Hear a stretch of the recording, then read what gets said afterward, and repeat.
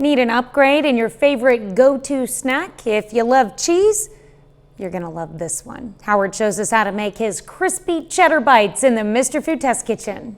I'll admit it, I love cheese. So when Patty from the Test Kitchen weaved it into this recipe, you bet I was intrigued. Recently, she came up with these crispy cheddar bites that I am hooked on. If you got a minute, I'd love to show you how easy they are. We start by grabbing a mixing bowl and combining some softened butter, a good amount of flour, some crispy rice cereal, a bunch of shredded cheddar cheese,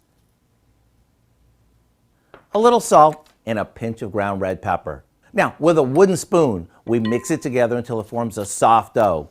It's the combo of the cheese and the butter that holds these together, and that'll make them so good. Now, we roll these into balls, so they're about the size of golf balls, and place them on a couple of baking sheets. Just make sure you leave enough room between them so when you flatten them, they don't run into each other. Now, all we do is pop these in the oven for 10 minutes or so, and they're done. Who would think something this simple could be so darn good? And when it comes to serving them, they're just as at home on a cheese board as they are floating on a bowl of tomato soup. To get the recipe for our crispy cheddar bites, all you have to do is visit our website.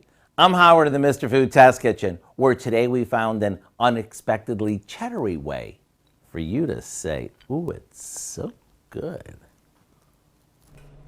It's like a cheesy cookie. You can find this recipe along with a lot more good food from the Mr. Food Test Kitchen online. Just go to our website at KOAMnewsnow.com.